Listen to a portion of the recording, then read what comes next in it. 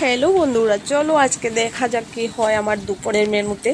আমার দেখো ফুলকপিগুলো কি সুন্দর, আমার খুব ভালো লাগছে বাজারে দেখে, একদম ফ্রেশ, যদিও সার মেডিসিন দেওয়া তবুও। তো ভাবলাম আমি কি করি আজকে, ফুলকপি, এটা লাস্ট টাইম ফুলকপি খাবো কিন্তু আজকে আমি। তো ফুলকপিটাকে ভালো করে কেটে নিলাম, কেটে নিয়ে ফুলকপির সঙ্গে একটা ফুলকপি দেবো, দুটা দেবো না, দিয়ে তারপরে একটা আলু দিলাম। আলু তো এমন একটা জিনিস, মা, সবার সঙ্গে আলু মিশে যায়, যেমন আমি সবার সঙ্গে মিশতে ভালো পাই। তো আলুটাও সেম আমার মতোই বলতে পারো, আমিও আলু। আচ্ছা, যাই হোক, তারপর দেখো ভালো করে আমি ধুয়ে নিলাম, ধুয়ে নিয়ে এখন কি করব বলো তো, একটু ভাপ দিয়ে দেব। আর ভাপ দিয়ে দিলে কি হয়, যে মেডিসিন সার থাকে এটার মানে অ্যাকশনটা কমে যায় আর কি, যদিও পুরোপুরি কমবে না, তো ভাপ দিয়ে জলটা ফেলে দিলে কমে যায়। তারপর ভালো করে আমি ভাপিয়ে নিলাম। দেখো এখন জলটা আমি ফেলে দেব, ফেলে দিয়ে আমি ফুলকপিটা কিন্তু আর ভাজবো না, এক্সট্রা করে ভাজবো না আমি। এক্সট্রা করে ভাজতে গেলেই তো তেল দরকার, আর যেহেতু আমার তেল মশলাটা খাওয়া অনেক মানে বারণ আছে আর কি। তো তারপর একটু কড়াইতে তেল দিলাম, আস্ত জিরা ফোড়ন দিলাম, তারপর দিলাম পেঁয়াজ কুচি আর তেজপাতা দিয়ে এবার ভালো করে লাল করে ভাজবো। লাল করে ভেজে আমি একটা কাঁচা মশলা করেছিলাম, একটা পেঁয়াজ আর 3টা কাঁচা লঙ্কা পেস্ট, এবার ভালো করে কষাবো আমি।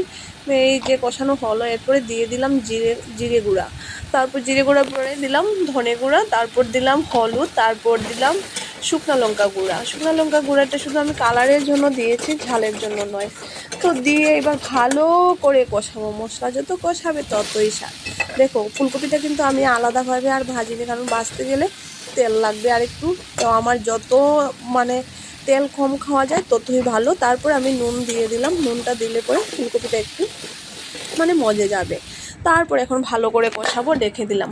যেহেতু আমি ফুলকপিটা আগে ভাজিনি, তার জন্য আমি এখন কম আঁচ দিয়ে একটু সময় নিয়ে কষাবো। যদিও ভিডিওতে আমি পুরাটা আমি দেখাতে পারছি না, অনেকে বলবে যে কাঁচা সবজি দিয়ে খেয়ে নিয়েছো, কিন্তু এটা আমার দরকার খাওয়ার, আমার না, প্রত্যেক মানুষেরই, যাদেরই ওয়েট বেশি, যাদেরই মানে কোলেস্ট্রল, তারপরে লিভার ফ্যাটি, তারপরে হাই প্রেশার, সবার জন্য তেল মশলাটা খুবই কম খাওয়া ভালো।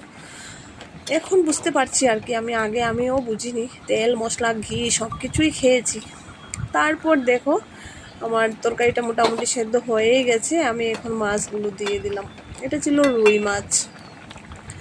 আর কি বলবো, ছেলে মাছও খেতে চায় না, মাছটা আমারই খেতে হবে, ও খাবে না, ও ফুলকপি আলু ঝোল খাবে।